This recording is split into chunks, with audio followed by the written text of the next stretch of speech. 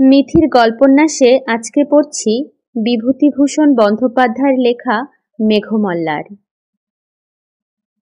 গল্পটি যদি আপনাদের ভালো লেগে থাকে তাহলে অবশ্যই একটি লাইক করে দিবেন এবং চ্যানেলটি সাবস্ক্রাইব করে দিবেন। আর আপনাদের যে কোনো অনুভূতি, ভালো লাগা মন্দ লাগা অবশ্যই কমেন্ট করে জানাতে পারেন। আপনাদের রিকোয়েস্ট থাকলে সেটিও জানাতে পারেন। অবশ্যই পড়ার চেষ্টা করব। ধন্যবাদ। শুরু করছি মেঘমল্লার। দশপারমিতার মন্দিরে সেদিন যখন সাপুড়ের খেলা দেখবার জন্য অনেক মেয়ে পুরুষ মন্দির প্রাঙ্গণে একত্র হয়েছিল, তারই মধ্যে প্রদ্যুম্ন প্রথমে লোকটিকে দেখে। সেদিন ছিল জ্যৈষ্ঠ মাসের সংক্রান্তি। চারিপাশের গ্রাম থেকে মেয়েরা এসেছিল দশপারমিতার পূজা দিতে। সেই উপলক্ষে অনেক সাপুড়ে গায়ক বাজিকর মন্দিরে একত্র হয়েছিল। অনেক মালাকার নানা রকমের সুন্দর সুন্দর ফুলের গহনা গড়ে মেয়েদের কাছে বেচবার জন্য এনেছিল। একজন শ্রেষ্ঠী মগধ থেকে দামি রেশমি শাড়ি এনেছিল বেচবার জন্য। তারই দোকানে ছিল সেদিন মেয়েদের খুব ভিড়। প্রদ্যুম্ন শুনেছিল জ্যৈষ্ঠ সংক্রান্তির উৎসব উপলক্ষে পারমিতার মন্দিরে একজন বিখ্যাত গায়ক ও বীণ বাজিয়ে আসবেন। সে মন্দিরে গিয়েছিল তারই সন্ধানে। সমস্ত দিন ধরে খুঁজেও কিন্তু প্রদ্যুম্ন তাকে ভিড়ের মধ্যে থেকে বার করতে পারেনি। সন্ধ্যার কিছু পূর্বে মন্দিরের উঠোনে একজন সাপুড়ে অদ্ভুত অদ্ভুত সাপের খেলা দেখাতে আরম্ভ করলে। আর তারই চারিধারে অনেকগুলি কৌতুকপ্রিয়া মেয়ে জমে গেল। ক্রমে সেখানেই খুব ভিড় হয়ে উঠল। প্রদ্যুম্ন সেখানে দাঁড়িয়ে গেল বটে, কিন্তু তার মন সাপ খেলার দিকে আদৌ ছিল না। সে ভিড়ের মধ্যে প্রত্যেক পুরুষ মানুষকে মনোযোগের সঙ্গে লক্ষ্য করছিল। যদি চেহারায় ও হাবভাবে বীণ বাজিয়ে ধরা পড়েন। অনেকক্ষণ ধরে দেখবার পর তার চোখে পড়ল একজন প্রৌঢ় ভিড়ের মধ্যে তারই দিকে চেয়ে দাঁড়িয়ে আছেন। তার পরনে অতি মলিন ও জীর্ণ পরিচ্ছদ। কি জানি কেন প্রদ্যুম্নের মনে হলো এই সেই গায়ক। প্রদ্যুম্ন লোক ঠেলে তার কাছে যাবার উদ্যোগ করতে তিনি হাত উঁচু করে প্রদ্যুম্নকে ভিড়ের বাইরে যেতে ইঙ্গিত করলেন। প্রদ্যুম্ন একটু আশ্চর্য হল, তার মনের কথা ইনি জানলেন কি করে। প্রদ্যুম্ন সসম্ভ্রমে জানালেন, হ্যাঁ, সে তাকেই খুঁজছিল বটে। প্রৌঢ় বললেন, তুমি আমার পরিচিত নও। তোমার পিতার সঙ্গে একসময় আমার যথেষ্ট বন্ধুত্ব ছিল। আমি কাশী গেলেই তোমার পিতার সঙ্গে দেখা না করে আসতাম না। তোমাকে ছেলেবেলায় দেখেছি, তোমার বয়স তখন খুব কম। আপনি এখানে এসে কোথায় আছেন? নদীর ধারে একটা ভাঙা মন্দির আছে, জানো? হ্যাঁ জানি, ওখানে একজন সন্ন্যাসী পূর্বে থাকতেন না? তিনি এখনো ওখানেই আছেন। তুমি যে কোনো একদিন গিয়ে ওখানে আমার সঙ্গে দেখা করো। তুমি এখানে কোথায় থাকো? এখানকার বিহারে পড়ি, 3 বছর আছি। আপনি মন্দিরে কতদিন থাকবেন? সে তোমাকে বলবো, তুমি এরই মধ্যে একদিন যেও। প্রদ্যুম্ন প্রণাম করে বিদায় নিল। সন্ধ্যা তখনও হয়নি। মন্দিরটা যে ছোট পাহাড়ের উপর ছিল, তারই দুপাশের ঢালু রাস্তা বেয়ে মেয়েরা উৎসব থেকে বাড়ি ফিরছিল। প্রদ্যুম্নর চোখ যেন কার সন্ধানে একবার মেয়েদের ভিড়ের মধ্যে ইতস্তত ধাবিত হল। পরেই সে আবার তাদের পিছনে ফেলে দ্রুত পদে নামতে লাগল। আচার্য শীলব্রত অত্যন্ত কড়া মেজাজের মানুষ। একেই তিনি প্রদ্যুম্নের মধ্যে অন্যান্য ছাত্রদের চেয়ে বেশি চঞ্চলতা, কৌতুকপ্রিয়তা লক্ষ্য করে তাকে একটু বেশি শাসনের মধ্যে রাখতে চেষ্টা করেন। তার উপরে সে রাত করে বিহারে ফিরলে কি আর রক্ষা থাকবে? বাঘ ফিরতেই বাঁ পাশের পাহাড়ের আড়ালটা সরে গেল। সেখানে সেদিকটা ছিল খোলা। প্রদ্যুম্ন দেখলে দূরে নদীর ধারে মন্দিরটার চূড়া দেখা যাচ্ছে। চূড়ার মাথার ওপরকার ছায়াচ্ছন্ন আকাশ বেয়ে ঝাপসা ঝাপসা পাখির দল ডানা মেলে বাসায় ফিরছিল। আরো দূরে একখানা সাদা মেঘের প্রান্ত পশ্চিম দিকের পড়ন্ত রোদে সিঁদুরের মতো রাঙা হয়ে আসছিল। চারিধারে তার শীতোজ্জ্বল মেঘের কাঁচুলি হালকা করে টানা। হঠাৎ পিছন থেকে প্রদ্যুম্নের কাপড় ধরে কে ঈষৎ টানলে। প্রদ্যুম্ন পিছন ফিরে চাইতেই যে কাপড় ধরে টেনেছিল তার চোখে কৌতুকের বিদ্যুৎ খেলে গেল। সে কিশোরী। তার দোলনচাপা রঙের ছিপছিপে দেহটি বেড়ে নীল শাড়ি ঘুরিয়ে ঘুরিয়ে পরা। নতুন কেনা একছড়া ফুলের মালা তার খোপাটিতে জড়ানো। প্রদ্যুম্ন বিস্ময়ের সুরে বলে উঠল, কখন তুমি এসেছিলে সুনন্দা? আমি তোমাকে এত খুঁজলাম, কই দেখতে পেলাম না তো। প্রথমটা কিশোরীর মুখ লজ্জায় লাল হয়ে উঠল। তারপরে সে একটু অভিমানের সুরে বললে, আমাকেই খুঁজতে যেন এখানে এসেছিলে আর কি। যত রাজ্যে সাপুরে আর বাজিকরদের মুখের দিকে চেয়ে চেয়ে ঘুরেছিলে, সে কি আর আমি দেখিনি? সত্যি বলছি সুনন্দা, তোমাকে খুঁজেছি। নামবার সময় খুঁজেছি, এর আগেও খুঁজেছি।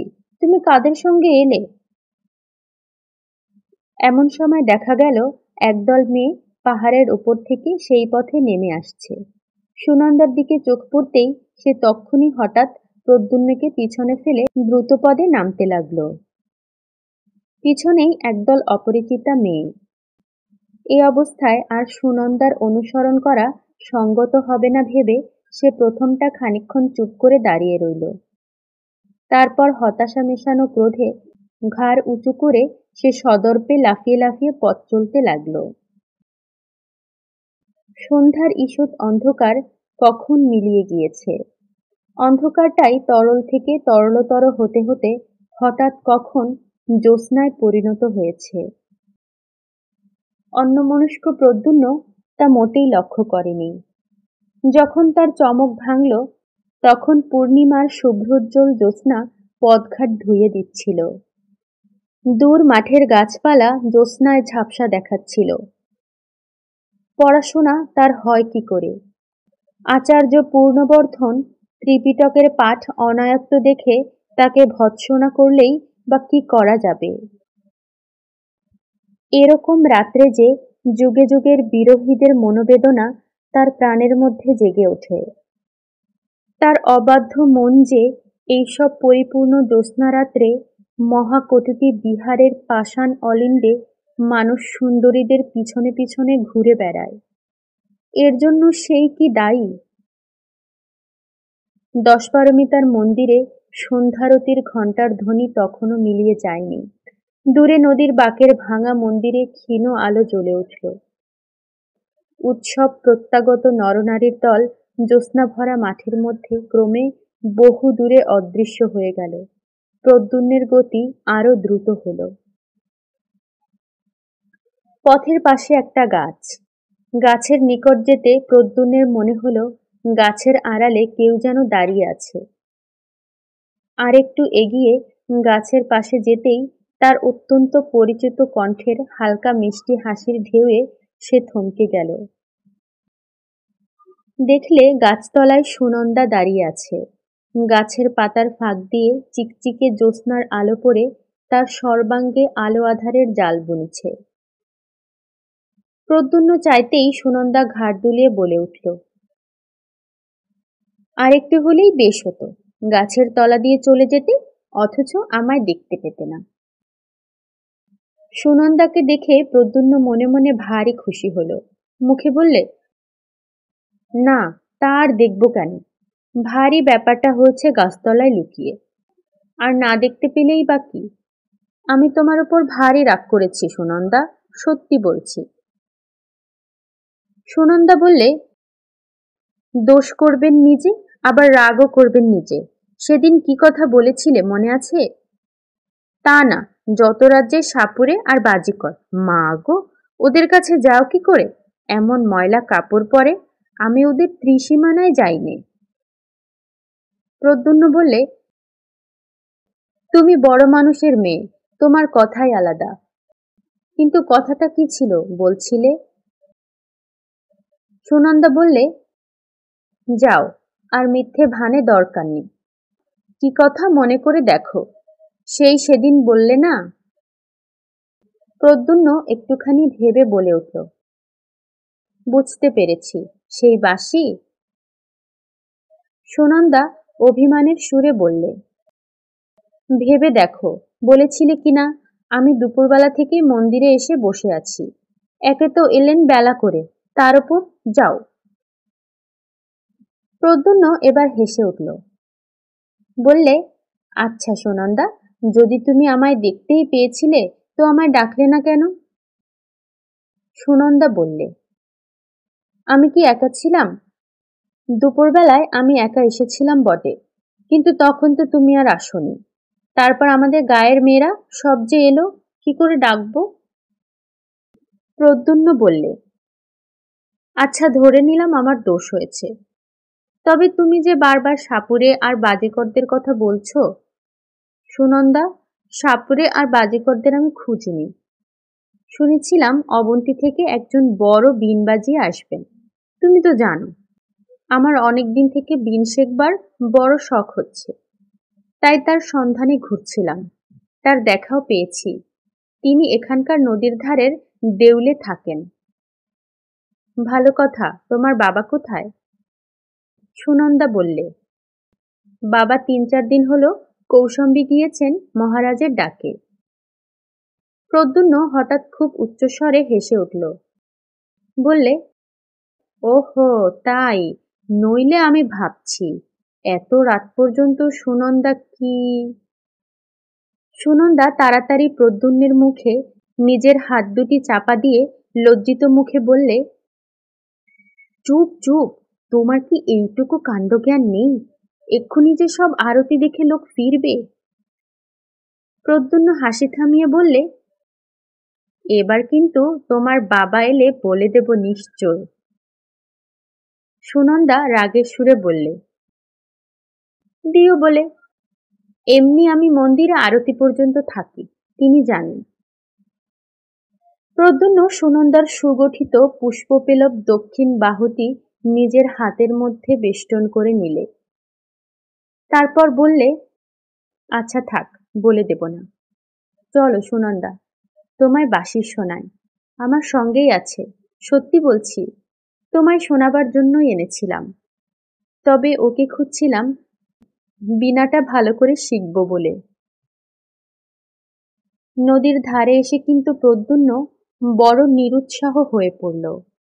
সে বাঁশি বাজালে বটে, কিন্তু সে যেন ভাসা ভাসা। সুরের সঙ্গে তাতে তার প্রাণের কোনো যোগ রইল না। তারা দুজনে নির্জনে আরো কতবার বসেছে। প্রদ্যুম্নের বাঁশি শুনতে সুনন্দা ভালোবাসত বলে প্রদ্যুম্ন যখনই বিহার থেকে বাইরে আসত বাঁশিটি সঙ্গে আনত। প্রদ্যুম্নের বাঁশির অলস স্বপ্নময় সুরের মধ্যে দিয়ে কতদিন উভয়ের অজ্ঞাতে রোদভরা মধ্যাহ্ন গিয়ে সন্ধ্যার অন্ধকারে নেমে এসেছে। কিন্তু দুজনে এক হলে প্রদ্যুম্নের এরকম নিরুৎসাহ ভাব তো সুনন্দা আর কখনো লক্ষ্য করেনি। কি জানি কেন প্রদ্যুম্নের বারবার মনে আসছিল সেই জীর্ণ পরিচ্ছদ পরা অদ্ভুত দর্শন গায়ক সুরদাসের কথা। তাদের বিহারে কলাম্বিং ভিক্ষু বসুব্রতের আঁকা জরার চিত্রের মতোই লোকটা কেমন কুশ্রী, লোলচর্ম শীর্ণ দর্শন। পুরাতন পুঁথির ভূর্জপত্রের মতো ওর পরিচ্ছদের কেমন একটা অপ্রীতিকর মেটে লাল রং। তার পরদিন সকালে প্রদ্যুম্ন নদীর ধারের ভাঙা মন্দিরে গেল। সেটার দেবমূর্তি বহুদিন অন্তর্হিত, সমস্ত গায়ে বড় বড় ফাটল, সাপখোপের বাস। নিকটবর্তী গ্রামবাসীরা সেখানে বড় একটা কেউ আসত না। একজন আজীবক সন্ন্যাসী আজ প্রায় 7-8 মাস হলো সেখানে বাস করছেন। তারই ২-৪ জন অনুগত ভক্ত মাঝে মাঝে আসত যেত বলে মন্দিরের পথ আজকাল অপেক্ষাকৃত ভালো আছে। অর্ধ অন্ধকার মন্দিরের মধ্যে প্রদ্যুম্নের সঙ্গে সুরদাসের সাক্ষাৎ হলো। সুরদাস প্রদ্যুম্নকে দেখে খুব আনন্দ প্রকাশ করলেন। তারপর বললেন, চলো বাইরে গিয়ে বসি, এখানে বড় অন্ধকার। বাইরে গিয়ে সুরদাস আলোতে প্রদ্যুম্নের মুখ ভালো করে দেখলেন। তারপর যেন আপন মনে বলতে লাগলেন, হবে, তোমার দ্বারাই হবে, আমি তা জানতাম। প্রদ্যুম্ন সুরদাসের মূর্তি দূর থেকে দেখে যে অস্বাচ্ছন্দ্য অনুভব করেছিল, তার নিকটে এসে কিন্তু প্রদ্যুম্নের সে ভাব কেটে গেল। সে লক্ষ্য করলে সুরদাসের মুখশ্রী একটু কুদর্শন হলেও প্রতিভাব্যঞ্জক। সুরদাস বললেন, আমি ভাবছিলাম তুমি আজ আসবে। হ্যাঁ, তোমার পিতা তো একজন প্রসিদ্ধ গায়ক ছিলেন। তুমি নিজে কিছু শিখেছ? প্রদ্যুম্ন লজ্জিত মুখে উত্তর দিলে, একটু একটু বাঁশি বাজাতে পারি। সুরদাস উৎসাহের সুরে বললেন, পারা তো উচিত। তোমার বাবাকে জানতো না এমন কোনো লোক এদেশে খুব কম আছে। প্রতি উৎসবেই কৌশাম্বী থেকে তোমার বাবার নিমন্ত্রণপত্র আসতো। হ্যাঁ, আমি শুনেছি তুমি নাকি বাঁশিতে বেশ মেঘমল্লার আলাপ করতে পারো। প্রদ্যুম্ন বিনীতভাবে উত্তর দিল, বিশেষ কিছু জানি তা তো নয়, যা মনে আসে তাই বাজাই, তবে মেঘমল্লার মাঝে মাঝে বাজিয়েছি। সুরদাস বললেন, কই দেখি তুমি কেমন শিখেছ। বাঁশি সবসময়ই প্রদ্যুম্নের কাছে থাকত। কখন কোন সময় সুনন্দার সঙ্গে দেখা হয়ে পড়ে বলা যায় না। প্রদ্যুম্ন বাঁশি বাজাতে লাগল। তার পিতা তাকে বাল্যকালে যত্ন করে রাগরাগিণী শিখাতেন। তাছাড়া সঙ্গীতে প্রদ্যুম্নের একটা স্বাভাবিক ক্ষমতাও ছিল। তার আলাপ অতি মধুর হল। লতাপাতা ফুলফলের মাঝখান বেয়ে উদার নীল আকাশ আর জ্যোৎস্না রাতের মর্ম ফেটে যে রসধারা বিশ্বে সবসময় ঝরে পড়ছে, তার বাঁশির গানে সে রস যেন মূর্ত হয়ে উঠল। সুরদাস বোধহয় এতটা আশা করেননি। তিনি প্রদ্যুম্নকে আলিঙ্গন করে বললেন, ইন্দ্রদ্যুম্নের ছেলে যে এমন হবে সেটা বেশি কথা নয়। বুঝতে পেরেছি তুমিই পারবে, এ আমি আগেও জানতাম। নিজের প্রশংসাবাদে প্রদ্যুম্নের তরুণ সুন্দর মুখ লজ্জায় লাল হয়ে উঠল। অন্যান্য দু এক কথার পর প্রদ্যুম্ন বিদায় নিতে উদ্যত হলে সুরদাস তাকে বললেন, শোনো প্রদ্যুম্ন, একটা গোপনীয় কথা তোমার সঙ্গে আছে। তোমাকে একথা বলবো বলে পূর্বেও আমি তোমার খোঁজ করেছিলাম। তোমাকে পেয়ে খুব ভালোই হয়েছে, কথাটা তোমাকে বলি। কিন্তু তার আগে তোমাকে প্রতিজ্ঞা করতে হবে যে একথা তুমি কারোর কাছে প্রকাশ করবে না। প্রদ্যুম্ন অত্যন্ত বিস্মিত হল। এই প্রৌঢ়ের সঙ্গে তার মোটে একদিনের আলাপ, এমন কি গোপনীয় কথা ইনি তাকে বলবেন। সুরদাস বললেন, তুমি ভেবো না, কোনো অনিষ্টজনক ব্যাপার হলে আমি তোমাকে বলতাম না। কি কথা জানবার জন্যে প্রদ্যুম্নের অত্যন্ত কৌতূহল হলো। সে প্রতিজ্ঞা করলে সুরদাসের কথা কারো কাছে প্রকাশ করবে না। সুরদাস গলার স্বর নামিয়ে বলতে লাগলেন,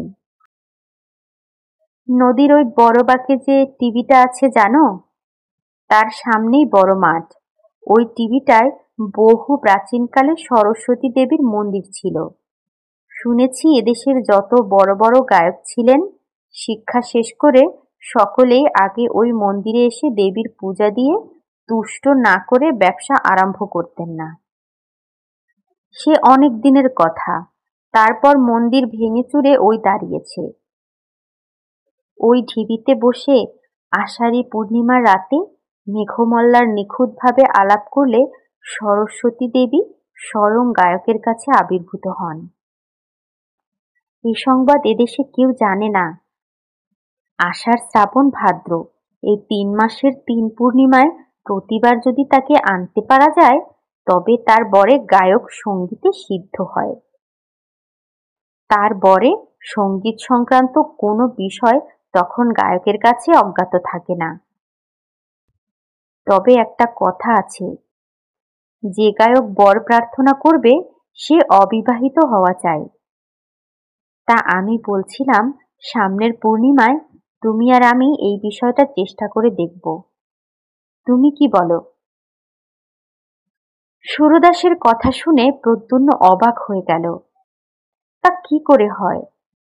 আচার্য বসুব্রত কলাবিদ্যা সম্বন্ধে উপদেশ দিতে দিতে অনেকবার বলেছেন যে কলা অধিষ্ঠাত্রী দেবী সরস্বতীর যে মূর্তি হিন্দুরা কল্পনা করেন সেটা নিছক কল্পনাই, তার সঙ্গে বাস্তবের কোনো সম্পর্ক নেই। সত্য সত্য তাকে দেখতে পাওয়া যায়, এ কি সম্ভব? প্রদ্যুম্ন চুপ করে রইল। সুরদাস একটু ব্যথভাবে জিজ্ঞাসা করলেন, এতে কি তোমার অমত আছে? প্রদ্যুম্ন বললে, সেজন্যে না, কিন্তু আমি ভাবছিলাম এটা কি করে সম্ভব যে। সুরদাস বললেন, সে বিষয়ে তুমি নিশ্চিন্ত থাকো, এর সত্যতা তুমি নিজের চোখে দেখো। তোমার অমত না থাকলে আমি সামনের পূর্ণিমায় সব ব্যবস্থা করে রাখি। সুরদাসের কথার পর থেকেই প্রদ্যুম্ন অত্যন্ত বিস্ময়ে কৌতূহলে কেমন একরকম হয়ে গিয়েছিল। সে ঘাড় নেড়ে বললে, আচ্ছা রাখবেন, আমি আসব। সুরদাস বললেন, বেশ, বড় আনন্দিত হলাম। তুমি মাঝে মাঝে একবার করে এখানে এসো। তোমাকেও তৈরি হতে হলে 2-1টা কাজ করতে হবে, সে বলে দেব। প্রদ্যুম্ন আর একবার সম্মতিসূচক ঘাড় নাড়াবার পর সুরদাসের কাছে বিদায় চাইলে। তারপর সে চিন্তিতভাবে বিহারের পথ ধরল। তার মনে হচ্ছিল, দেবী সরস্বতী স্বয়ং, শ্বেতপদ্মের মতো নাকি রংটি তার, না জানি কত সুন্দর তার মুখশ্রী। আচার্য বসুব্রত বলেন বটে, ভদ্রাবতী নদীর ধারে শালপিয়াল তমাল বনে সেবার ঘনঘোর বর্ষা নামল। সারা আকাশ জুড়ে কোনো বিরোহিণী পরসুন্দরীর অযত্ন বিন্যস্ত মেঘবরণ চুলের রাশ এলিয়ে দেওয়া। প্রাবৃট রজনীর ঘনান্ধকার তার প্রিয়হীন প্রাণের নিবিড় নির্জনতা। দূর বনের ঝড়ো হাওয়ায় তার আকুল দীর্ঘশ্বাস। তারই প্রতীক্ষাশ্রান্ত আঁখি দুটির অশ্রুভারে ঝরঝর অবিশ্রান্ত বারি বর্ষণ। মেঘমেদুর আকাশের বুকে বিদ্যুৎ চমক তার হতাশ প্রাণে ক্ষণিক আশার মেঘদূত। আষাঢ়ী পূর্ণিমার রাতে প্রদ্যুম্ন সুরদাসের সঙ্গে নদীর ঘাটে গেল। তারা যখন সেখানে পৌঁছালো তখন মেঘ নেমে সমস্ত আকাশ ছেয়ে ফেলেছে। চারিদিক তরল অন্ধকারে অস্পষ্ট দেখাচ্ছে। প্রদ্যুম্ন সুরদাসের কথা মতো নদী থেকে স্নান করে এসে বস্ত্র পরিধান করলে। সঙ্গীর ক্রিয়াকলাপে প্রদ্যুম্ন বুঝতে পারলে তিনি একজন তান্ত্রিক। তাদের বিহারে একজন ভিক্ষু ছিলেন, তিনি যোগাচার্য পদ্মসম্ভবের শিষ্য। সেই ভিক্ষুর কাছে তান্ত্রিক ক্রিয়াকলাপের কথা কিছু কিছু শুনেছিল সে। সুরদাস অনেকগুলো রক্তজবার মালা সঙ্গে করে এনেছিলেন। তার মধ্যে কতকগুলো তিনি নিজে পড়লেন, কতকগুলো প্রদ্যুম্নকে পড়তে বললেন। ছোট মরার মাথার খুলিতে তেল সলতে দিয়ে প্রদীপ জ্বালালেন। তার পূজার আয়োজনে সাহায্য করতে করতে প্রদ্যুম্ন হাঁপিয়ে পড়ল।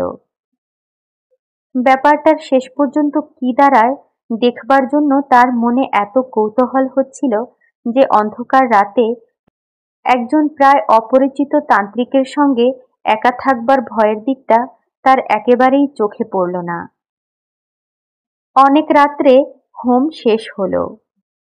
সুরদাস বললেন, প্রদ্যুম্ন, তুমি এবার তোমার কাজ আরম্ভ করো। আমার কাজ শেষ হয়েছে। খুব সাবধান। তোমার কৃতিত্বের ওপর এর সাফল্য নির্ভর করছে। তার চোখের কেমন একটা ক্ষুধিত দৃষ্টি যেন প্রদ্যুম্নের ভালো লাগলো না। কিন্তু তবু সে বসে একমনে বাঁশিতে মেঘমল্লার আলাপ আরম্ভ করলে। তখন আকাশ বাতাস নীরব, অন্ধকারে সামনের মাঠটায় কিছু দেখবার উপায় নেই। শালবনের ডালপালায় বাতাস লেগে একরকম অস্পষ্ট শব্দ হচ্ছে। বড় মাঠের পাড়ে শালবনের কাছে দিকচক্রবালের ধারে নৈশ প্রকৃতি পৃথিবীর বুকের অন্ধকার সপ্পসজ্জায় তার অঞ্চল বিছিয়েছে। শুধু বিশ্রাম ছিল না ভদ্রাবতীর। সে কোনো অনন্তের সঙ্গে নিজেকে মিশিয়ে দেবার আকুল আগ্রহে একটানা বয়ে চলেছে। মৃদু গুঞ্জনে আনন্দ সঙ্গীত গাইতে গাইতে, কুলে কুলে তাল দিতে দিতে। হঠাৎ সামনের মাঠটা থেকে সমস্ত অন্ধকার কেটে গিয়ে সারা মাঠটা তরল আলোকে প্লাবিত হয়ে গেল। প্রদ্যুম্ন সবিস্ময়ে দেখলে মাঠের মাঝখানে শত পূর্ণিমার জ্যোৎস্নার মতো অরূপ আলোর মণ্ডলে কে এক অনিন্দ সুন্দরী মহিমাময়ী তরুণী। তার নিবিড় কৃষ্ণ কেশরাজি অযত্ন বিন্যস্তভাবে তার অপূর্ব গ্রীবাদেশের পাশ দিয়ে ছড়িয়ে পড়েছে। তার আয়ত নয়নের দীর্ঘ কৃষ্ণপক্ষ কোনো স্বর্গীয় শিল্পীর তুলি দিয়ে আঁকা। তার তুষার ধবল বাহুবল্লী দিব্য পুষ্প ভরণে মণ্ডিত। তার ক্ষীণকটি নীলবসনের মধ্যে অর্ধলুকায়িত মণিমেখলায় দীপ্তিমান। তার রক্তকমলের মতো পা দুটিকে বুক পেতে নেবার জন্য মাটিতে বাসন্তী পুষ্পের দল ফুটে উঠেছে। হ্যাঁ, এটাই তো দেবী বাণী। এর বীণার মঙ্গল ঝঙ্কারে দেশে দেশে শিল্পীদের সৌন্দর্য তৃষ্ণা সৃষ্টিমুখী হয়ে উঠেছে। এর আশীর্বাদে দিকে দিকে সত্যের প্রাণ প্রতিষ্ঠা হচ্ছে। এরই প্রাণের ভাণ্ডারে বিশ্বের সৌন্দর্য সম্ভার নিত্য অফুরন্ত রয়েছে। শাশ্বত এর মহিমা, অক্ষয় এর দান, চিরনূতন এর বাণী। প্রদ্যুম্ন চেয়ে থাকতে থাকতে দেবীর মূর্তি অল্পে অল্পে মিলিয়ে গেল। জ্যোৎস্না আবার ম্লান হয়ে পড়ল। বাতাস আবার নিস্তেজ হয়ে বইতে লাগল। অনেকক্ষণ প্রদ্যুম্নের কেমন একটা মোহের ভাব দূর হল না। সে যা দেখলে এ স্বপ্ন না সত্য। অবশেষে সুরদাসের কথায় তার চমক ভাঙল। সুরদাস বললেন, আমার এখনো কাজ আছে, তুমি ইচ্ছা করলে যেতে পারো, কেমন? আমার কথা মিথ্যা নয়, দেখলে তো? সুরদাসের কথা কেমন অসংলগ্ন বোধ হতে লাগল। তার মুখের দিকে চেয়ে প্রদ্যুম্ন দেখলে তার চোখ দুটো যেন অর্ধ অন্ধকারের মধ্যে জ্বলজ্বল করছে। তার কাছ থেকে বিদায় নিয়ে সে যখন বিহারের দিকে রওনা হলো, পূর্ণিমার চাঁদকে তখন মেঘ প্রায় ঢেকে ফেলেছে। একটু একটু জ্যোৎস্না যা আছে তা কেমন হলদে রঙের। গ্রহণের সময় জ্যোৎস্নার এরকম রং হয় সে কয়েকবার দেখেছে। মাঠ খুব বড়, পার হতে অনেকটা সময় লাগলো। তারপর মাঠ ছাড়িয়ে বড় বনটা আরম্ভ হলো। খুব ঘন বন, শাল দেবদারু গাছের ডালপালা নিবিড় হয়ে জড়াজড়ি করে আছে। মধ্যে অন্ধকারও খুব। পাছে রাত ভোর হয়ে যায় সেই ভয়ে খুব দ্রুতপদে যাচ্ছিল। যেতে যেতে তার চোখে পড়ল বনের মধ্যে এক স্থান দিয়ে যেন খানিকটা আলো বেরুচ্ছে। প্রথম সে ভাবলে গাছের পাতার ফাঁক দিয়ে জ্যোৎস্না এসে পড়ে থাকবে, কিন্তু ভালো করে লক্ষ্য করে দেখে সে বুঝলে যে সে আলো জ্যোৎস্নার আলোর মতন নয়, বরং। কৌতূহল অত্যন্ত হওয়াতে পথ ছেড়ে সে বনের মধ্যে ঢুকে পড়ল। যে পিপ্পল গাছের সারির ফাঁক দিয়ে আলো আসছিল তার কাছে গিয়ে গুড়ির ফাঁক দিয়ে উঁকি মেরে প্রদ্যুম্ন অবাক হয়ে দাঁড়িয়ে রইল। একেই তো সে এইমাত্র মাঠের মধ্যে দেখেছে। এই সেই অপরূপ সুন্দরী নারী তো। অদ্ভুত! সে দেখলে যাকে এইমাত্র মাঠের মধ্যে দেখেছে সেই অপরূপ দ্যুতিশালিনী নারী বনের মধ্যে চারিধারে ঘুরে বেড়াচ্ছেন। জোনাকি পোকার হুল থেকে যেমন আলো বার হয় তার সমস্ত অঙ্গ দিয়ে তেমনি একরকম স্নিগ্ধোজ্জ্বল আলো বেরোচ্ছে। অনেক দূর পর্যন্ত বন সে আলোয় উজ্জ্বল হয়ে উঠেছে। আর একটু নিকটে গিয়ে সে লক্ষ্য করলে তার আয়ত চক্ষু দুটি অর্ধ নিমীলিত, যেন কেমন নেশার ঘোরে তিনি চারিপাশে হাতড়ে পার হবার পথ খুঁজে বেড়াচ্ছেন, কিন্তু তা না পেয়ে পিপ্পল গাছগুলির চারিধারে চক্রাকারে ঘুরছেন, তার মুখশ্রী অত্যন্ত বিপন্নের মতো। প্রদ্যুম্নের হঠাৎ বড় ভয় হল। সে ভাবলে মাঠে সরস্বতী দেবীর দর্শন থেকে আর এ পর্যন্ত সমস্ত ঘটনাটা আগাগোড়া ভৌতিক। এই নিশীথ রাত্রে শালবনে নইলে এ কি কাণ্ড! সে আর সেখানে মোটেই দাঁড়াল না। বন থেকে বার হয়ে দ্রুত হাঁটতে হাঁটতে যখন সে বিহারের উদ্যানে এসে পৌঁছাল, ম্লান চাঁদ তখন কুমার শ্রেণীর পাহাড়ের পিছনে অস্ত যাচ্ছে। ভোররাত্রে শয্যায় শুয়ে ঘুমিয়ে পড়ে সে স্বপ্ন দেখলে ভদ্রাবতীর গভীর কালো জলের তলায় রাত্রের অন্ধকারে কে এক দেবী পথ হারিয়ে ফেলেছেন। তিনি যতই ওপরে উঠবার চেষ্টা করছেন, জলের ঢেউ তাকে ততই বাধা দিচ্ছে। নদীর জলে তার অঙ্গের জ্যোতি যতই নিভে আসছে, অন্ধকার ততই চারিপাশে গাঢ় হয়ে আসছে। নদীর মাছগুলো তার কোমল পা দুখানি ঠুকরে রক্তাক্ত করে দিচ্ছে। ব্যথিত দেহা বিপন্না বেপথুমতী দেবীর দুঃখ দেখে একটা বড় মাছ দাঁত বার করে হিংস্র হাসি হাসছে। মাছটার মুখ গায়ক সুরদাসের মতো। প্রদ্যুম্ন ভোরে উঠেই আচার্য পূর্ণবর্ধনের কাছে গিয়ে সুরদাসের সঙ্গে প্রথম দেখার দিন থেকে গত রাত্রি পর্যন্ত সমস্ত ব্যাপার খুলে বললে। আচার্য পূর্ণবর্ধন বৌদ্ধ দর্শনের অধ্যাপক ছিলেন। মঠের ভিক্ষুদের মধ্যে তিনি ছিলেন সর্বাপেক্ষা প্রাচীন ও বিজ্ঞ। এজন্য সকলেই তাকে শ্রদ্ধা করত। তিনি সব শুনে বিস্মিত হলেন। সঙ্গে সঙ্গে তার চোখের দৃষ্টি শঙ্কাকুল হয়ে উঠল। জিজ্ঞাসা করলেন, এ কথা আগে জানাওনি কেন? তিনি নিষেধ করেছিলেন। আমি তার কাছে প্রতিজ্ঞা। বুঝেছি, তবে এখন বলতে এসেছ কেন? এখন আমার মনে হচ্ছে আমি কার যেন কি অনিষ্ট করেছি। পূর্ণবর্ধন একটুখানি কি ভাবলে, তারপর বললেন, এইরকম একটা কিছু ঘটবে তা আমি জানতাম। পদ্মসম্ভব আর তার কতগুলো কাণ্ডজ্ঞানহীন তান্ত্রিক শিষ্য দেশের ধর্মকর্ম লোপ করতে বসেছে। স্বার্থসিদ্ধির জন্য এরা না পারে এমন কোনো কাজ নেই। আর আমি বেশ দেখছি প্রদ্যুম্ন, যে তোমার এই অবাধ্যতা ও অযথা কৌতুকপ্রিয়তাই তোমার সর্বনাশের মূল হবে। তুমি কাল রাত্রে অত্যন্ত অন্যায় কাজ করেছ। তুমি দেবী সরস্বতীকে বন্দিনী করবার সহায়তা করেছ। এবার প্রদ্যুম্নের বিস্মিত হবার পালা। তার মুখ দিয়ে কোনো কথা বার হল না। পূর্ণবর্ধন বললেন, এইসব কুসংসর্গ থেকে দূরে রাখবার জন্যই আমি বিহারের কোনো ছাত্রকে বিহারের বাইরে যাবার অনুমতি দেইনি। কিন্তু যাক, তুমি ছেলে মানুষ, তোমারই বা দোষ কি? আচ্ছা, এই সুরদাসকে দেখতে কিরকম বলো দেখি। প্রদ্যুম্ন সুরদাসের আকৃতি বর্ণনা করলে। পূর্ণবর্ধন বললেন, আমি জানি তুমি যাকে সুরদাস বলছ তার নাম সুরদাস নয়, বা তার বাড়ি অবন্তিতেও নয়। সে হচ্ছে প্রসিদ্ধ কাপালিক গুণাণ্ড। কার্যসিদ্ধির জন্য তোমার কাছে মিথ্যা নাম বলেছে। প্রদ্যুম্ন অধীরভাবে বলে উঠল, কিন্তু আপনি যে বলেছেন। পূর্ণবর্ধন বললেন, সে ইতিহাস বলছি শোনো।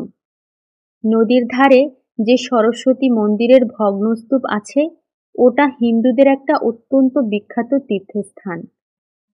প্রায় 200 বৎসর পূর্বে একজন তরুণ গায়ক ওখানে থাকত। তখন মন্দিরের খুব সমৃদ্ধির অবস্থা ছিল না, কিন্তু প্রবাদ এই যে সেই গায়কটি মেঘমল্লারে এমন সিদ্ধ ছিল যে আষাঢ়ী পূর্ণিমার রাতে তার আলাপে মুগ্ধ হয়ে দেবী সরস্বতী স্বয়ং তার কাছে আবির্ভূত হতেন। সেই থেকে ওই মন্দির এক প্রসিদ্ধ তীর্থস্থান হয়ে ওঠে। সে গায়ক মারা যাওয়ার পরেও কিন্তু পূর্ণিমার রাতে সিদ্ধ গায়ক মল্লার আলাপ করলেই দেবী যেন কোন টানে তার কাছে এসে পড়েন। এই গুণাণ্ড একবার অবন্তীর প্রসিদ্ধ গায়ক সুরদাসের সঙ্গে ওই ঢিবিতে উপস্থিত ছিল। সুরদাস মেঘমল্লার সিদ্ধ ছিলেন। তার গানে নাকি সরস্বতী দেবী তার সম্মুখে আবির্ভূত হয়ে তাকে বর প্রার্থনা করতে বললেন। সুরদাস প্রার্থনা করেন তিনি যেন দেশের সঙ্গীতজ্ঞ ব্যক্তিদের মধ্যে শ্রেষ্ঠ আসন প্রাপ্ত হন। সরস্বতী দেবী তাকে সেই বরই দেন। তারপর দেবী যখন গুণাণ্ডকে বর প্রার্থনা করতে বলেন, তখন সে দেবীর রূপে মুগ্ধ হয়ে তাকেই প্রার্থনা করে বসে। সরস্বতী দেবী বলেছিলেন, তাকে পাওয়া নিগুণের কাজ নয়। সে নামে গুণাণ্ড হলেও কার্যত তার এমন কোনো কলাতেই নিপুণতা নেই যে তাকে পেতে পারে। অনেক জীবন ধরে সাধনার প্রয়োজন। সরস্বতী দেবী অন্তর্নিহিত হওয়ার পর মূর্খ গুণাণ্ডের মোহ আরও বেড়ে যায়, আর সেই সঙ্গে সঙ্গে দেবীর উপর তার অত্যন্ত রাগ হয়। সে তন্ত্রোক্ত মন্ত্র বলে দেবীকে বন্দিনী করবার জন্যে উপযুক্ত তান্ত্রিক গুরু খুঁজতে থাকে।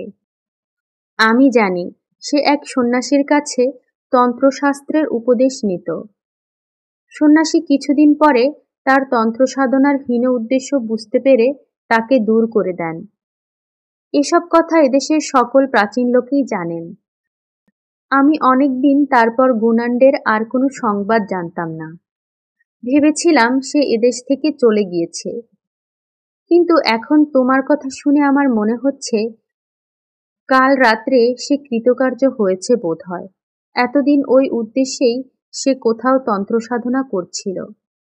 যাক, তুমি এখনই গিয়ে সন্ধান করো মন্দিরে সে আছে কিনা, থাকে যদি আমায় সংবাদ দিও। প্রদ্যুম্ন সেখানে এক মুহূর্তও দাঁড়ালো না। সে ছুটে গিয়ে বিহারের উদ্যানে পড়ল। তখন রোদ বেশ ফুটে উঠেছে। বিহারের পাঠার্থীদের সমবেত কণ্ঠের স্তোত্রগান তার কানে আসছিল। যে ধম্মা হেতু পপভবা তেষং হেতুং তথাগত আ তেষঞ্জ যে নিরোধ এবং বাদী মহাসমন।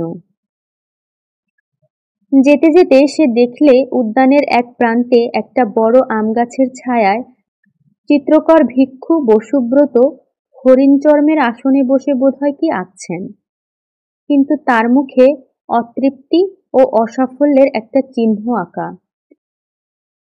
প্রদ্যুম্ন যা ভেবেছিল তাই ঘটল। মন্দিরে গিয়ে সে দেখলে সেখানে কেউ নেই। গুণাণ্ড তো নেই, সে আজীবক সন্ন্যাসী পর্যন্ত নেই। দু একটা জবায়ু পানের ঘট, আগুন জ্বালবার জন্যে সংগৃহীত কিছু শুকনো কাঠ মন্দিরের মধ্যে এদিক ওদিক ছড়ানো পড়ে আছে। সেই দিন গভীর রাত্রে প্রদ্যুম্ন কাউকে কিছু না বলে চুপি চুপি বিহার পরিত্যাগ করলে। তারপর 1 বৎসর কেটে গিয়েছে। বিহার পরিত্যাগ করার পর প্রদ্যুম্ন একবার কেবল সুনন্দার সঙ্গে সাক্ষাৎ করে বলেছিল সে বিশেষ কোনো কাজে বিদেশে যাচ্ছে, শীঘ্রই ফিরে আসবে। এই 1 বৎসর সে কাঞ্চি, উত্তর কোশল ও মাগধের সমস্ত স্থান খুঁজেছে, কোথাও গুণাণ্ডের সন্ধান পায়নি। তবে বেড়াতে বেড়াতে কতকগুলি কৌতূহলজনক কথা তার কানে গিয়েছে। মগধের প্রসিদ্ধ ভাস্কর মিহিরগুপ্ত রাজার আদেশ মতো ভগবান তথাগতের মূর্তি তৈরি করতে আদিষ্ট হয়েছিলেন। 1 বৎসর পরিশ্রম করে তিনি যে মূর্তি গড়ে তুলেছিলেন তার মুখশ্রী এমন রূঢ় ও ভাববিহীন হয়েছে, তা বুদ্ধের মূর্তি কি মগধের দস্যু দমনকের মূর্তি তা সে দেশের লোক ঠিক বুঝতে পারছে না। তক্ষশিলার বিখ্যাত দার্শনিক পণ্ডিত যমুনাচার্য মীমাংসা দর্শনের ভাষ্য প্রণয়ন করতে নিযুক্ত ছিলেন। হঠাৎ তার নাকি এমন দুর্দশা ঘটেছে যে তিনি আর সূত্রের অর্থ করে উঠতে না পেরে আবার বৈদিক ব্যাকরণের সুবন্ধ প্রকরণ থেকে পড়তে আরম্ভ করেছেন।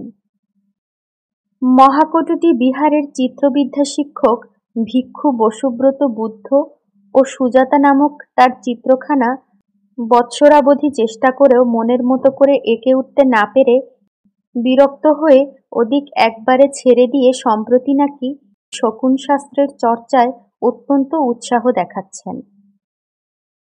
একদিন প্রদ্যুম্ন সন্ধান পেলে উরুবি গ্রামের কাছে একটা নির্জন স্থানে একজন গোচিকিৎসক এসে বাস করছেন। তার চেহারার বর্ণনার সঙ্গে সুরদাসের আকৃতির অনেকটা মিল হলো। তখনই সে গ্রামে গিয়ে অনেকটা জিজ্ঞাসা করলে, কিন্তু গোচিকিৎসকের সন্ধান কেউ দিতে পারলে না। সেদিন ঘুরতে ঘুরতে অবসন্ন অবস্থায় উরবিন্দ গ্রামের প্রান্তের একটা বড় বটগাছের ছায়ায় সে বসেছে। সন্ধ্যা তখনও নামেনি। ঝিরঝিরে বাতাসে গাছে পাতাগুলো নাচছে। পাশে মাঠে পাকা শস্যের শীষগুলো সোনার মতো চিকমিক করছে। একটু দূরে একটা ডোবার মতো জলাশয়ে বিস্তর কুমুদ ফুল ফুটে আছে। অনেক বন্য হংস তার জলে খেলা করছে। সামনে একটু দূরে একটা ছোট পাহাড়, পাহাড়ের গায়ে একটা ঝর্ণা। পাহাড়ের নিচে এক জায়গায় ঝর্ণার জল খানিকটা আটকে গিয়ে ওই ডোবার মতন জলাশয়টা তৈরি করেছে। প্রদ্যুম্নের হঠাৎ চোখে পড়ল, পাহাড়ের গা বেয়ে ধাপে ধাপে ঘটকক্ষে এক স্ত্রীলোক নেমে আসছেন। দেখে তার মনে কেমন সন্দেহ হওয়াতে সে এগিয়ে গেল। ডোবার একদিকের উঁচু পাড়ে গিয়ে দেখেই তার মাথাটা যেন ঘুরে উঠল। এই তো তিনি, ভদ্রাবতীর তীরের শালবনে ইনি তো পথ হারিয়ে ঘুরছিলেন। মাঠের মধ্যে জ্যোৎস্না রাতে একেই তো সে দেখেছিল। তবে তার অঙ্গের সে জ্যোতির এক কণাও আর নেই।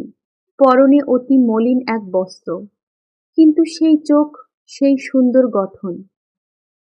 দাঁড়িয়ে দাঁড়িয়ে দেখে তার আর কোনো সন্দেহ রইল না যে এই তিনি। তার মনের মধ্যে গোলমাল বেঁধে গেল।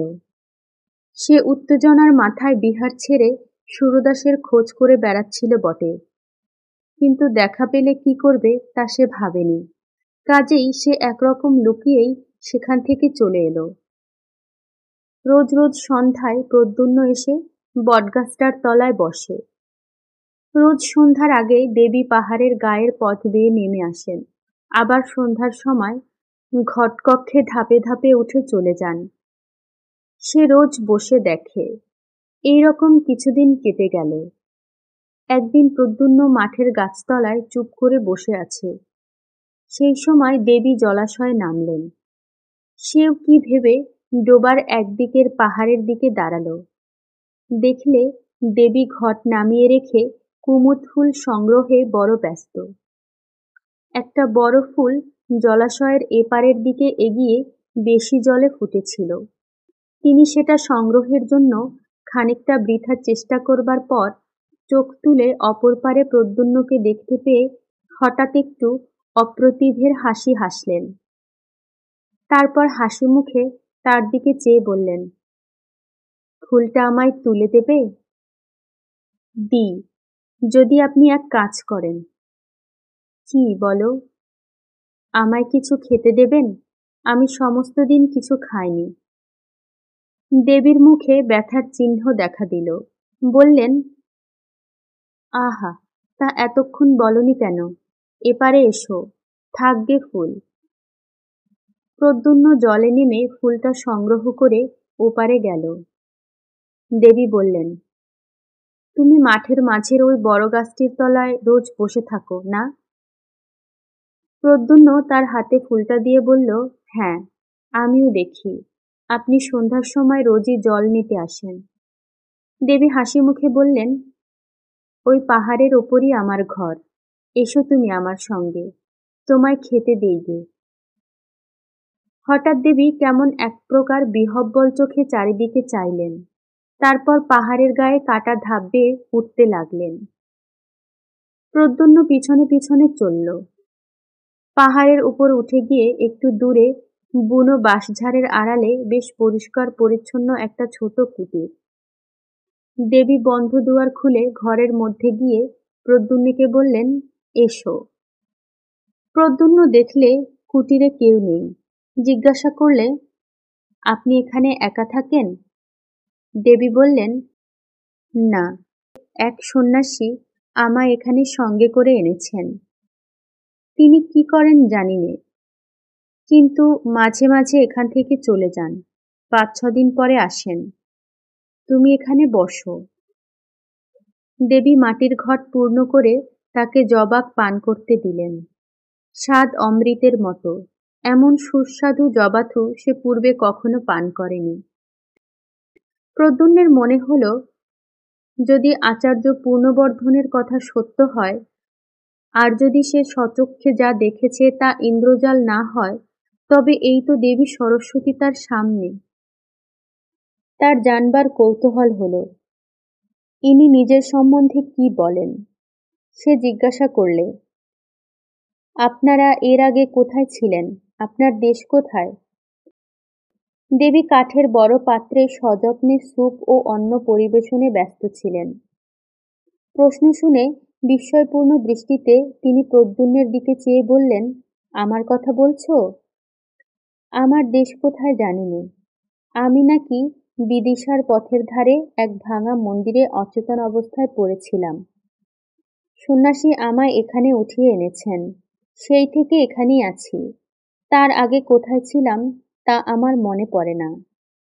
তিনি অন্যমনস্কভাবে বাইরে সাঁঝের রক্তিম আকাশে, যেখানে উরবিন্দ গ্রামের প্রান্তরে বনরেখার মাথায় সূর্য হেলে পড়েছেন, সেই দিকে চেয়ে রইলেন। চেয়ে চেয়ে কি মনে আনবার চেষ্টা করলেন, বোধহয় মনে এলো না। হঠাৎ কি ভেবে তার পদ্মের পাপড়ির মতো চোখ দুটি বেয়ে ঝরঝর করে জল ঝরে পড়ল। তাড়াতাড়ি আঁচলে চোখ মুছে তিনি প্রদ্যুম্নের সামনে অন্নে পূর্ণ কাঠের থালাটি রাখলেন। বললেন, খাবার জিনিস কিছুই নেই, তুমি রাত্রে এখানে থাকো। আমি পদ্মের বীজ শুকিয়ে রেখেছি, তাই দিয়ে রাত্রে পায়েস তৈরি করে খেতে দিব, সকালে যেও। প্রদ্যুম্নের চোখে জল আসছিল। ওগো বিশ্বের আত্মবিস্মৃতা সৌন্দর্য লক্ষ্মী, বিদিশার মহারাজের আর মহাশ্রেষ্ঠীর সমবেত রত্নভাণ্ডার তোমার পায়ের এক কণা ধুলোরও যোগ্য নয়। সে দেশের পথের ধুলো এমন কি পুণ্য করেছে মা, যে তুমি সেখানে পড়ে থাকতে যাবে? খাওয়া শেষ হলে প্রদ্যুম্ন বিদায় চাইলে। দেবীর চোখে হতাশার দৃষ্টি ফুটে উঠল। বললেন, থাকো না কেন রাত্রে, আমি রাত্রে পায়েস রেঁধে দেব। প্রদ্যুম্ন জিজ্ঞাসা করলেন, আপনার এখানে একা রাত্রে থাকতে ভয় করে না? খুব ভয় করে। ওই বেতের বনে অন্ধকারে কি যেন নড়ে। ভয়ে আমি দোর খুলতে পারি নে, ঘুম হয় না, সমস্ত রাত বসেই থাকি। প্রদ্যুম্নের হাসি পেল। ভাবলে, রাত্রে একা থাকতে ভয় করে বলে পায়েসের লোভ দেখিয়ে দেবী তাকে সঙ্গে রাখতে চান। সে বললে, আচ্ছা, রাত্রে থাকব। দেবীর মুখ আনন্দে উজ্জ্বল হল। সমস্ত রাত সে কুটিরের বাইরে খোলা হাওয়ায় বসে কাটাল। দেবীও কাছে বসে রইলেন। বললেন, এমন জ্যোৎস্না আমি কিন্তু ভয়ে বাইরে আসতে পারিনি, ঘরের মধ্যে বসে রাত কাটাই। দেবীর ব্যাপার দেখে প্রদ্যুম্ন অবাক হয়ে গিয়েছিল। হলেই বা মন্ত্রশক্তি, এতটা আত্মবিস্মৃত হওয়া, এ যে তার কল্পনার বাইরের জিনিস। নানা গল্পে সমস্ত রাত কাটল। ভোর হতে সে বিদায় চাইলে দেবী বলে দিলেন, সন্ন্যাসী এলে একদিন আবার এসো। সেই দিন থেকে প্রতি রাত্রে সে দেবীর অলক্ষ্মীতে পাহাড়ের নিচে বসে কুটিরের দিকে চেয়ে পাহারা রাখত। তার তরুণ বীর হৃদয় এক ভীরু নারীকে একা বনের মধ্যে ফেলে রাখার বিরুদ্ধে বিদ্রোহ তুলেছিল। 10-15 দিন কেটে গেল। এক একদিন প্রদ্যুম্ন শুনত দেবী অনেক রাত্রে একা গান গাইছেন। সে গান পৃথিবীর মানুষের গান নয়, সে গান প্রাণধারার আদিম ঝর্ণার গান, সৃষ্টিমুখী নীহারিকাদের গান, অনন্ত আকাশে দিকহারা কোনো পথিক তারার গান। একদিন দুপুরবেলা কে তাকে বললে, তুমি যে গো বৈদ্যের কথা বলেছিলে, তাকে এইমাত্র দেখে এলাম, পথের ধারে পুকুরে স্নান করছে। শুনে ছুটতে ছুটতে গিয়ে পুকুরের ধারে উপস্থিত হলো। দেখলে সত্যিই গুণাঢ্য পুকুরের ধারে বস্ত্রাদির পুঁটুলি নামিয়ে রেখে পুকুরে স্নান করতে নেমেছেন। সে অপেক্ষা করতে লাগলো। একটু পরে গুণাঢ্য বস্ত্র পরিবর্তন করে উপরে উঠে প্রদ্যুম্নকে দেখে কেমন যেন অবাক হয়ে গেলেন। বললেন, তুমি এখানে? প্রদ্যুম্ন বললে, আমি কেন, তা বুঝতে পারেননি? গুণাঢ্য বললেন, তুমি এখন বলছো বলে নয় প্রদ্যুম্ন, এ কাজ করবার পর যথেষ্ট অনুতপ্ত আছি। প্রতি রাত্রে ভয়ানক স্বপ্ন দেখি। কারা যেন বলছে, তুই যে কাজ করেছিস এর শাস্তি অনন্ত নরক। আমি এই জন্যেই আজ এক পক্ষের ওপর আমার গুরু সেই আজীবক সন্ন্যাসীর কাছে গিয়েছিলাম। তারই কাছে এ বশীকরণ মন্ত্র আমি শিক্ষা করি। এর এমনই শক্তি যে মনে করলে আমি যাকে ইচ্ছে বাঁধতে পারি, কিন্তু আনতে পারিনি। মন্ত্রের বন্ধন শক্তি থাকলেও আকর্ষণী শক্তি নেই। এই জন্যে আমি তোমাকে সঙ্গে নিয়েছিলুম। আমি নিজে সঙ্গীতের কিছুই জানি নে যে তা নয়, কিন্তু আমি জানতাম যে তুমি মেঘমল্লারের সিদ্ধ। তোমার গানে দেবী ওখানে আসবেনি, এলে তারপর মন্ত্রে বাঁধব। এর আগে আমার বিশ্বাসই ছিল না যে এমন একটা ব্যাপার হওয়া সম্ভব। অনেকটা মন্ত্রের গুণ পরীক্ষা করবার কৌতূহলেই আমি এ কাজ করি। গুণাঢ্য বললেন, এখন আমার গুরুর কাছ থেকেই আসছি। তিনি সব শুনে একটা মন্ত্র শিক্ষা দিয়েছেন। এটা পূর্ব মন্ত্রের বিরোধী শক্তি সম্পন্ন। সেই মন্ত্রপুত জল দেবীর গায়ে ছড়িয়ে দিলে তিনি আবার মুক্ত হবেন বটে, কিন্তু তার কোনো উপায় নেই। প্রদ্যুম্ন জিজ্ঞাসা করলে, উপায় নেই কেন? যে ছিটিয়ে দেবে সে চিরকালের জন্য পাষাণ হয়ে যাবে। আমার পক্ষে দুদিকেই যখন সমান, তখন তাকে বন্দিনী রাখাই আমার ভালো। রাগ করো না প্রদ্যুম্ন, ভেবে দেখো, মৃত্যুর পর হয়তো পরজগৎ আছে, কিন্তু পাষাণ হওয়ার পর আমি তা পারব না। আত্মবিস্মৃতা বন্দিনী দেবীর চোখ দুটির করুণ অসহায় দৃষ্টি প্রদ্যুম্নের মনে এলো। যদি তা না হয়, তাহলে তাকে যে চিরদিন বন্দিনী থাকতে হবে। যুগে যুগে যে উদার উচ্চ প্রেরণা আগে এসে তরুণদের নির্মল প্রাণে পৌঁছায়, আজও প্রদ্যুম্নের প্রাণের বেলায় তার ঢেউ এসে লাগল। সে ভাবলে একটা জীবন তুচ্ছ। তার রাঙা পা দুখানিতে একটা কাঁটা ফুটলে তা তুলে দেবার জন্যে আমি শতবার জীবন দিতে প্রস্তুত। হঠাৎ গুণাঢ্যের দিকে চেয়ে সে বললে, চলুন, আপনার সঙ্গে যাব। আমায় সে মন্ত্রপুত জল দেবেন। গুণাঢ্য বিস্ময়ে প্রদ্যুম্নের দিকে চেয়ে বললেন, বেশ, বেশ করে ভেবে দেখো, এ ছেলে খেলা নয়, এ কাজ। প্রদ্যুম্ন বললে, চলুন আপনি। তারা যখন কুটিরের নিকটবর্তী হল, তখন গুণাঢ্য বললেন, প্রদ্যুম্ন, আর একবার ভালো করে ভেবে দেখো, কোনো মিথ্যা আশায় ভুলো না। এ থেকে তোমায় উদ্ধার করবার ক্ষমতা কারুর হবে না, দেবীরও না। মন্ত্র বলে তোমার প্রাণশক্তি চিরকালের জন্য জড়ো হয়ে যাবে। বেশ বুঝে দেখো, মন্ত্রশক্তি নির্মম অমোঘ, কাউকেই রেহাই দেয় না। প্রদ্যুম্ন বললে, আপনি কি ভাবেন আমি কিছু গ্রাহ্য করি? কিছু না, চলুন। কুটিরে তারা তখন গিয়ে উপস্থিত হলো। তখন রোদ বেশ পড়ে এসেছে। দেবী কুটিরের বাইরে ঘাসের উপর অন্যমনস্কভাবে চুপ করে বসেছিলেন। প্রদ্যুম্নকে আসতে দেখে তিনি অত্যন্ত আনন্দিত হলেন। হাসি মুখে বললেন, এসো এসো, আমি তোমার কথা প্রায়ই ভাবি। তোমায় সেদিন কিছু খেতে দিতে না পেরে আমার মন খুব খারাপ হয়েছিল। এখন তুমি এখানে কিছুদিন থাকো। তিনি দুজনকে খেতে দেবার জন্য ব্যস্ত হয়ে কুটিরের মধ্যে চলে গেলেন। প্রদ্যুম্ন বললে, কই, আমার মন্ত্রপুত জল দিন তবে। গুণাঢ্য বললেন, সত্যিই তাহলে তুমি এতে প্রস্তুত?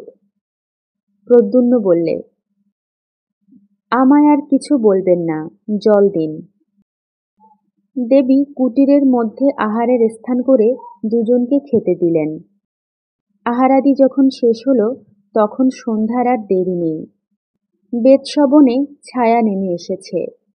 রাঙা সূর্য আবার উরবিন্দ গ্রামের উপর ঝুলে পড়েছে।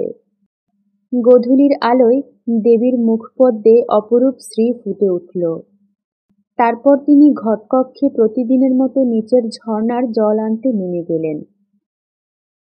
গুণাঢ্য বললেন, আমি এখান থেকে আগে চলে যাই, তারপরে ঘটপূর্ণ জল দেবীর গায়ে ছিটিয়ে দিও। তার চক্ষু অপূর্ণ হল। আবেগ ভরে তিনি প্রদ্যুম্নকে আলিঙ্গন করে বললেন, আমি কাপুরুষ, আমার সে সাহস নেই, নইলে। তিনি কুটিরের মধ্যে তার দ্রব্যাদি সংগ্রহ করে নিলেন। তারপর সরু পথ বেয়ে বেদবনের ধার দিয়ে পাহাড়ের অপর পারে চলে গেলেন। তারই নিচে একটু দূরে মগধ থেকে বিদিশা যাওয়ার রাজবক্স। প্রদ্যুম্ন চারদিকে চেয়ে বসে বসে ভাবলে, ওই নীল আকাশের তলে 20 বৎসর আগে সে মায়ের কোলে জন্মেছিল। তার সে মা বারাণসীতে তাদের গৃহটিতে বসে বাতায়ন পথে সন্ধ্যার আকাশের দিকে চেয়ে হয়তো প্রবাসী পুত্রের কথাই ভাবছেন। মায়ের মুখখানি একবারটি শেষবারের জন্য দেখতে তার প্রাণ আকুল হয়ে উঠল। ওই পূর্ব আকাশের নবমীর চাঁদ কেমন উজ্জ্বল হয়েছে। মগধ যাবার রাজপথে গাছের সারির মাথায় একটা তারা ফুটে উঠল। বেদবনের বেতডাটাগুলো তরল অন্ধকারে আর ভালো দেখা যায় না। প্রদ্যুম্নের চোখ হঠাৎ অপূর্ণ হল। সেই সময় সে দেখলে দেবী জল নিয়ে পাহাড়ের গা বেয়ে উঠে আসছেন। মন্ত্রপুত জলপূর্ণ ঘট সে মাটিতে নামিয়ে রেখেছিল। দেবীকে আসতে দেখে সে তা হাতে তুলে নিল। দেবী কুটিরের সামনে এলেন, তার হাতে অনেকগুলো আধফোঁটা কুমুদ ফুল। প্রদ্যুম্নকে জিজ্ঞাসা করলেন, সন্ন্যাসী কোথায়? প্রদ্যুম্ন বললে, তিনি আবার চলে গেলেন, আজ আর আসবেন না। তারপর সে গিয়ে দেবীর পায়ের ধুলো নিয়ে তাকে প্রণাম করে বললে, মা, না জেনে তোমার উপর অত্যন্ত অন্যায় করেছিলাম আমি। আজ তারই শাস্তি আমাকে নিতে হবে, কিন্তু আমি তার জন্য এতটুকু দুঃখিত নই। যতক্ষণ জ্ঞান লুপ্ত না হয়ে যায় ততক্ষণ এই ভেবে আমার সুখ যে বিশ্বের সৌন্দর্য লক্ষ্মীকে অন্যায় বাঁধন থেকে মুক্ত করার অধিকার আমি পেয়েছি। দেবী বিস্মিত দৃষ্টিতে প্রদ্যুম্নের দিকে চেয়ে রইলেন। প্রদ্যুম্ন বললে, শুনুন, আপনি বেশ করে মনে করে দেখুন দেখি আপনি কোথা থেকে এসেছিলেন। দেবী বললেন, কেন, আমি তো বিদিশার পথের ধারে। প্রদ্যুম্ন এক অঞ্জলি জল তার সর্বাঙ্গে ছিটিয়ে দিলেন। সদ্য নিদ্রথির্থার মতো দেবী যেন চমকে উঠলেন। প্রদ্যুম্ন দৃঢ়হস্তে আর এক অঞ্জলি জল দেবীর সর্বাঙ্গে ছড়িয়ে দিলেন। নিমিষের জন্য তার চোখের সামনে বাতাসে এক অপূর্ব সৌন্দর্যের স্নিগ্ধ প্রসন্ন হিল্লোল বয়ে গেল। তার সারা দেহ মন আনন্দে শিউরে উঠল। সঙ্গে সঙ্গে তার মনে এলো বারাণসীতে তাদের গৃহে সন্ধ্যার আকাশে বদ্ধ আঁখি বাতায়ন পথবর্তিনী তার মা। কুমার শ্রেণীর বিহারে আচার্য শীলব্রতের কাছে একটি মেয়ে অল্প বয়সে দীক্ষা গ্রহণ করে। তার নাম সুনন্দা।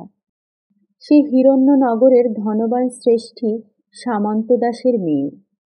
পিতামাতার অনেক অনুরোধ সত্ত্বেও মেয়েটি নাকি বিবাহ করতে সম্মত হয়নি। অত্যন্ত তরুণ বয়সে প্রব্রজ্যা গ্রহণ করায় সে বিহারের সকলের শ্রদ্ধার পাত্রী হয়ে উঠেছিল। সেখানে কিন্তু সে কারো সঙ্গে তেমন মিশত না, সর্বদাই নিজের কাজে সময় কাটাতো আর সর্বদাই কেমন অন্যমনস্ক থাকত। জ্যোৎস্না রাত্রে বিহারের নির্জন পাষাণ অলিন্দে দাঁড়িয়ে দাঁড়িয়ে সে আপন মনে প্রায় কি ভাবত। মাঠের জ্যোৎস্নাজাল কাটিয়ে অনেক রাতে কাউকে বিহারের দিকে আসতে দেখলে সে এক দৃষ্টে সেদিকে চেয়ে থাকত, যেন কতদিন আগে তার সে প্রিয় আবার আসবে বলে চলে গিয়েছিল, তারই আসবার দিন গুনে গুনে এ শ্রান্ত শান্ত ধীর পথ যাওয়া। প্রতি সকালে সে কার প্রতীক্ষায় উন্মুক্ত হয়ে রইত। সকাল কেটে গেলে ভাবত বিকেলে আসবে, বিকাল কেটে গেলে ভাবত সন্ধ্যায় আসবে, দিনের পর দিন মাসের পর মাস এরকম কত সকাল সন্ধ্যা কেটে গেল, কেউ এলো না। তবু মেয়েটি ভাবত আসবে, আসবে, কাল আসবে। পাতার শব্দে চমকে উঠে চেয়ে দেখত, এতদিনে বুঝি এলো। এক এক রাত্রে সে বড় অদ্ভুত স্বপ্ন দেখত। কোথাকার যেন কোন এক পাহাড়ের ঘন বেতের জঙ্গল আর বাঁশের বনের মধ্যে লুকানো এক অর্ধভগ্ন পাষাণ মূর্তি। নিঝুম রাতে সে পাহাড়ের বেতগাছ হাওয়ায় দুলছে, বাঁশবনে শিরশির শব্দ হচ্ছে। দীর্ঘ দীর্ঘ বেতডাটার ছায়ায় পাষাণ মূর্তিটার মুখ ঢাকা পড়ে গেছে। সে অন্ধকার অর্ধরাত্রে জনহীন পাহাড়টার বাঁশগুলোর মধ্যে ঝোড়ো হাওয়া ঢুকে কেবল বাজছে মেঘমল্লার। ভোরে উঠে রাতের স্বপ্ন ভেবে আশ্চর্য হয়ে যেত। কোথায় পাহাড়, কোথায় বেতবন, কার ভাঙা মূর্তি, কিসের এসব অর্থহীন দুঃস্বপ্ন? এতক্ষণ শুনছিলেন বিভূতিভূষণ বন্দ্যোপাধ্যায়ের লেখা মেঘমল্লার। গল্পটি আপনাদের ভালো লেগে থাকলে অবশ্যই চ্যানেলটি সাবস্ক্রাইব করে দিবেন, একটি লাইক করে দিবেন এবং আপনাদের যে কোনো মতামত জানাতে কমেন্ট করতে ভুলবেন না। খুব শীঘ্রই হাজির হব নতুন কোনো গল্প অথবা উপন্যাস নিয়ে। ততক্ষণ পর্যন্ত ভালো থাকবেন, সুস্থ থাকবেন। ধন্যবাদ।